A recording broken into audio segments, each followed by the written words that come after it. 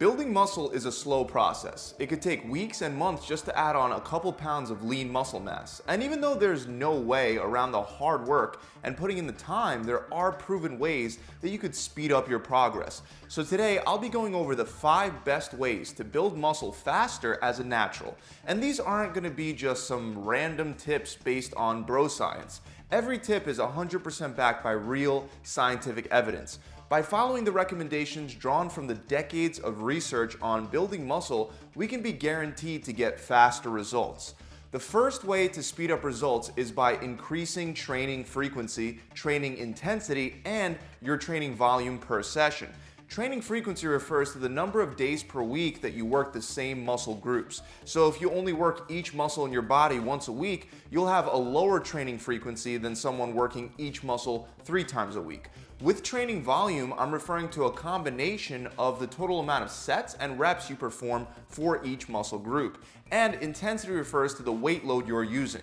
You can think of the total amount of work you're performing as frequency times sets times reps times weight load. Studies show that if your goal is to build more muscle, we want to work on increasing the total amount of work performed over time as we adapt.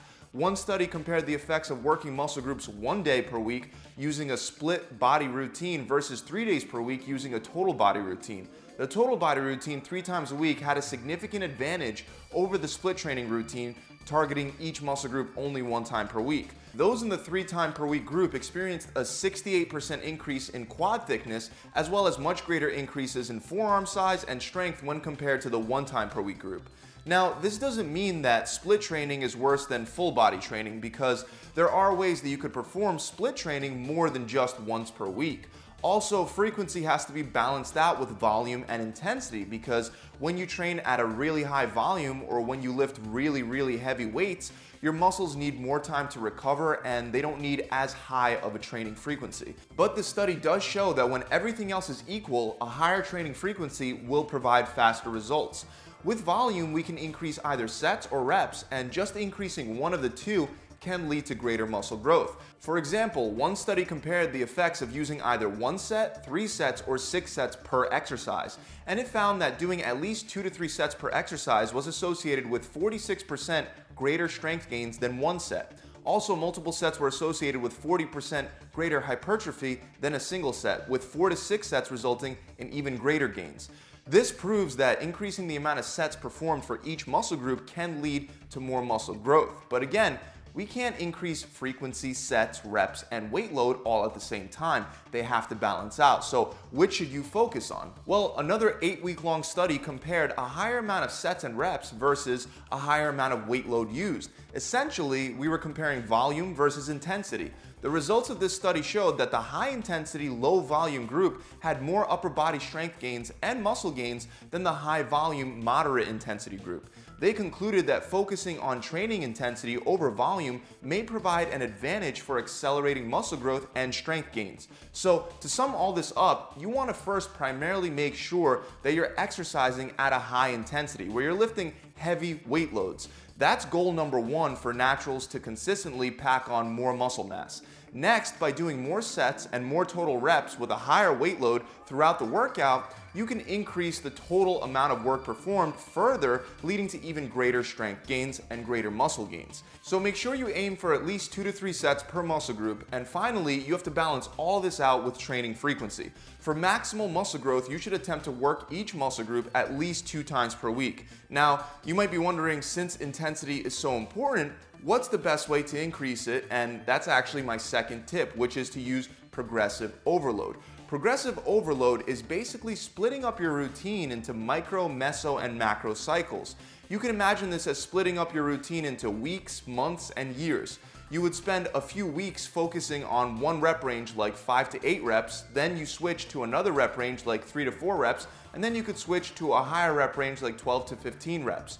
You don't only have to change up reps either. You can also apply periodization to your sets as well as other variables like even training frequency. But the point is that research shows that periodized strength training programs elicit greater strength gains than non-periodized programs. Now, within the realm of periodization, you have the standard block, or what some people would call the linear periodization model, where you would stick to the same cycle of, let's say, 5 to 8 reps for 3 to 4 weeks before switching to a new cycle. There's also daily undulating periodization, also known as DUP, where rather than waiting 3 to 4 weeks, you might be changing up your rep ranges on a daily basis. For example, if you're training your chest twice a week, you might do 3 to 4 reps for one chest workout, which would be considered more of your heavy day, and then the second day of the week, you can do 8 to 12 reps for a lighter intensity, higher volume day.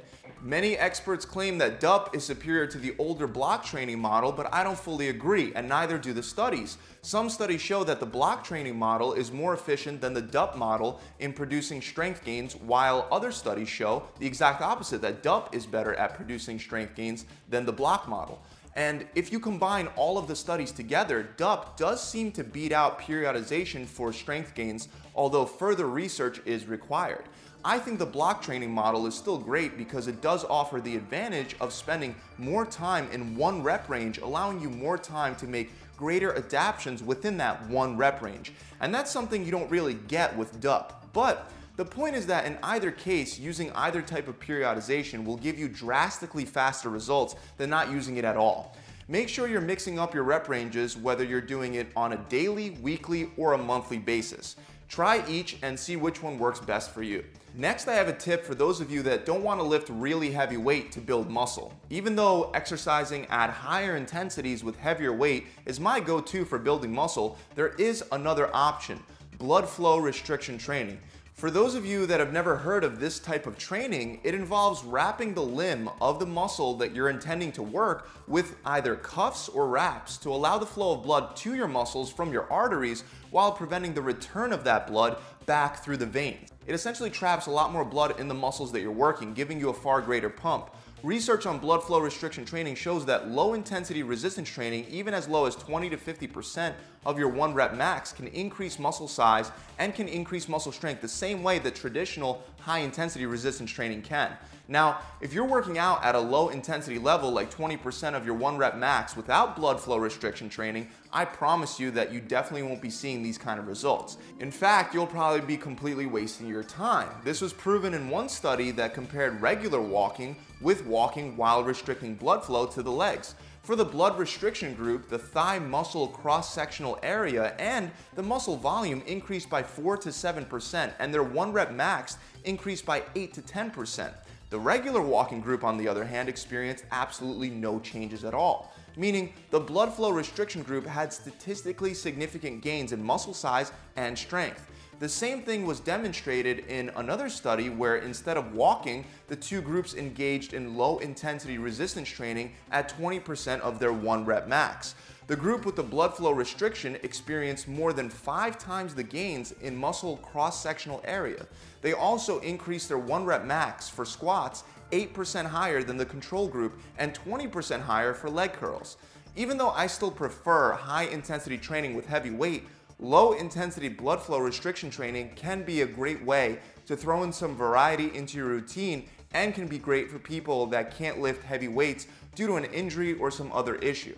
Typically, you would want to wrap at the top of your leg or at the top of your arm right above your biceps. Wrap one layer, don't wrap across your whole leg or your whole arm. It should look like it's one band circling around the same spot. Don't wrap it as tight as you can because that could restrict the blood flow from your arteries, defeating the whole purpose. So you would want it snug, not unbearably tight, and then you would aim for higher reps with only low intensity loads. An example would be 4 sets each with only 30 seconds of rest in between. The first set would be 30 reps, and then the last 3 would be 15 reps. Let's move on to the next thing you'll want to do, which is eat a higher protein diet. Muscles are mostly made up of protein, so it shouldn't be a big surprise that having a higher protein diet will help you build muscle faster.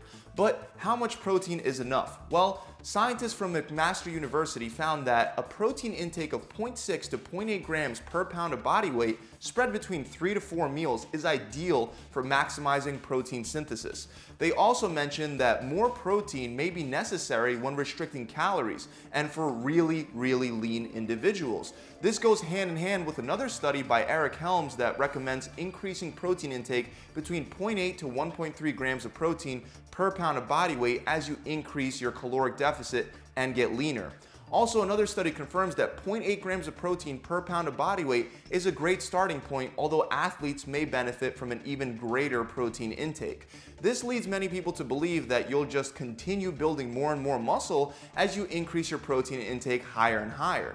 But that doesn't seem to be the case. One study compared a very high protein intake of about 2 grams of protein per pound of body weight to 0.8 grams of protein per pound of body weight. At the end of the 8-week-long study, the researchers concluded there were no significant changes between the two groups for body weight, fat mass, fat-free mass, or body fat percentage. So having between 0.8 to 1 gram of protein per pound of body weight spread out between 3 to 4 meals seems to be ideal for building muscle faster. And if you're really lean or you're cutting calories to lose body fat, you can slightly increase your protein intake higher than that.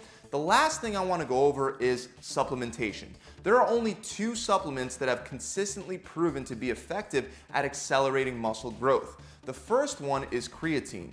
Even though there are so many studies proving the effectiveness of creatine, I just want to draw your attention to one meta-analysis of over 100 different studies. In this giant review of creatine and its effects, it was concluded that creatine monohydrate is the most extensively studied and the most effective nutritional supplement available to athletes in terms of increasing high-intensity exercise capacity and lean body mass. In a nutshell, creatine is one of the best supplements to enhance physical performance and appearance as well. It's also safe for both short-term and long-term use, although one study did find a link between long-term creatine use and hair loss. However, the evidence on hair loss is inconclusive and requires further research, but it's something to keep in mind. All you need is 3 to 5 grams of creatine per day to experience the benefits. Even though it's not required, you can also load up on creatine for the first 3 days to quickly increase stored creatine levels. You would do this by consuming about 0.14 grams of creatine per pound of body weight, and then after the 3 days, switch back to just 3 to 5 grams per day to maintain elevated creatine levels. Also, studies suggest that when you combine creatine with a source of carbohydrates and protein, it appears to increase the muscular retention of the creatine. And protein powder is actually that second supplement that's proven to be effective. One analysis of over 32 studies concluded that protein powder won't help you if you just take it without exercise, but if you are training, it can help increase muscle hypertrophy and strength. For muscle building purposes, 20 to 40 grams of protein powder in a shake is all you really need. Whey protein is the most bioavailable and it has the highest concentration of essential amino acids. Plant-based protein sources don't have as large of a variety of essential amino acids as animal-based ones do, but you can mix multiple plant-based sources of protein to get all your amino acids in. The last study I want to mention is a study that compared the effects of whey protein and creatine on lean body mass. The group that took whey protein experienced more lean body mass gains than the placebo group, and the group that took whey protein in combination with creatine experienced significantly more muscle growth than both. That's it, guys. I really hope this video has helped you out. If you enjoyed it, make sure you subscribe to my channel and hit that bell icon so you can be notified whenever I release more future free tips and tricks just like this. Also, if you're looking for the fastest way to significantly increase muscle mass in the next 6 weeks without having to go through years of trial and error, check out my 6-week muscle building challenge. You'll get a customized meal plan, a progressive 42-day workout plan designed to build muscle fast, and an accountability coach to help guide you through the entire challenge. The best part is, as long as you complete the challenge without cheating and without quitting, you can have the whole course and all the materials for free. To find out more, click the link below in the description, or you can just visit my website directly at gravitytransformation.com. I'll see you guys soon. Pump it.